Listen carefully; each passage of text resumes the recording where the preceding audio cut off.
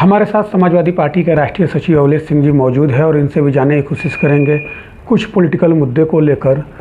जी अवलेश जी, जिस तरीके से देखा गया कि बिहार में जो इतनी बड़ी जीत भारतीय जनता पार्टी हासिल की है, क्या इसके पीछे वजह आप मानते हैं? मैं क्या, पूरे बिहार की जनता और देश की जनता कह रही है कि जब से हमारा देश आज़ाद हुआ है आज तक किसी राजनीतिक दल को इतना बड़ा अधिकार नहीं मिला है। और जो कि शासन सत्ता में रहते हुए और जो बीजेपी के टाइम में हो रहा है, महाराष्ट्र में, मध्य प्रदेश में, हरियाणा में, सब जगह पैसों का वितरण हुआ और इस कदर की कहीं कहीं तो 1000, 100, 1500, 2000 तक गया और यहाँ पे सीधे 10,000 रुपये खाते में गया। तो ये तो वोट की मार्केटिंग किया बीजेपी के लोगों ने, वोट खरीदा है आम जनमानस में।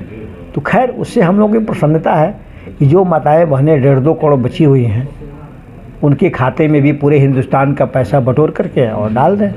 जिस तरीके से कई आरोप लग रहे थे लालू प्रसाद यादव के ऊपर, जंगल राज है, इन्होंने अडवाणी जिनका वो रथ रोके, क्या मानते हैं कि जो आज बीजेपी आई है कहीं ना कहीं लालू जी ने भी कुछ ऐसा किया है जिसकी वजह से आज बीजेपी प्रचंड बहुमत? देखिए, समय बदलता है।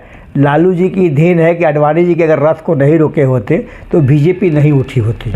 यही बीजेपी समाजवादी पार्टी के पीछे पीछे घूमती थी जनसंघ के टाइम में और जनता पार्टी के पीछे पीछे साथ लगी रहती थी। अब आज जो उनको उठा दिया उसी के पीछे पड़ गया। ये लोग किसी के हैं नहीं, किसी को मजबूरी में स्वीकार करते हैं, ऐसे स्वीकार नहीं करते हैं। जहाँ इनका स्वार्थ रहेगा उन्हीं के साथ ये दल रहता है। और आपको स्पष्ट दिख रहा है कि बिहार की आम जनमानस एक एक आवाज़ वहाँ की, आप बैलेट पेपर से वोट करा लीजिए। ईवीएम से आज भी भरोसा हम लोग को नहीं है, पहले भी नहीं था। ज़रूर कुछ ना कुछ गड़बड़ हुआ है तभी इतनी बड़ी इनकी जीत हुई है। और आम जनता जो देख रही है, आपने वोट परचेजिंग किया है, होली और दीपावली और छठ पूजा के अवसर पे आपने खाता में 10-10 हज़ार रुपया भेजा। 1 महीने के पीरियड में आपने शार्ट टाइम में चुनाव करा दिया, सारे संसाधन लगा के पूरे देश के सारे मुख्यमंत्री और पूरा देश की सत्ता लगी हुई है एक युवा चेहरा को हराने में, इंडिया गठबंधन को। तो बहुत बड़ी बात है और ये हिंदुस्तान के राजनीति के लिए अच्छा नहीं है।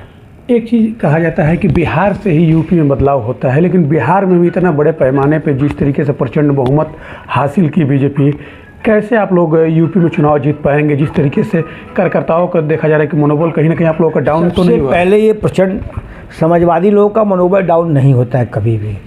और प्रचंड बहुमत से सरकार उत्तर प्रदेश में समाजवादी पार्टी की है। अभी हमारे 37+6 43 MP है 24 में। और उत्तर प्रदेश में जो परिवर्तन हुआ है वह परिवर्तन एक बड़ी परिवर्तन थी।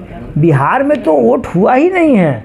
1 महीने के अंदर आपने मनमाना पैसे डाल करके वोटों को खरीदा है। और चुनाव आयोग किसी भी हमारे इंडिया गठबंधन के प्रत्याशी के जितने भी कंप्लेन किया है, एक का भी निस्तारण नहीं किया, शिकायत को सुना नहीं। SIR मनमाने तरीके पर लगा करके वोट काट के आनन फानन में आपने 1 महीने के अंदर चुनाव को करा लिया। यह बहुत दुर्भाग्यपूर्ण है। चुनाव इसको जीत नहीं कहा जाएगा। आज भी मैं कह रहा हूँ क्या प्लानिंग है 27 के लिए आप लोगों की? क्या हम लोग की सबसे बड़ी प्लानिंग तो है कि हमारा पूरा चुनाव आयोग और सुप्रीम कोर्ट से निवेदन है कि EVM को हटाओ और बैलेट पेपर से चुनाव को कराओ। आम जनमानस बैलेट पेपर से वोट देगी, जिसकी जीत होगी हम लोग उसको मानेंगे। अगर ऐसा नहीं होता है तो फिर समाजवादी पार्टी और अगर ऐसा नहीं होता है तो हमारा इंडिया गठबंधन मिल के निर्णय करेगा, पूरा तय करेगा कि हम लोग को क्या करना चाहिए, कि आम जनमानस को, जनता को कैसे न्याय मिलेगा। जनता के न्याय के लिए हम लोग आगे बढ़ेंगे, काम करेंगे। बहुत बहुत धन्यवाद।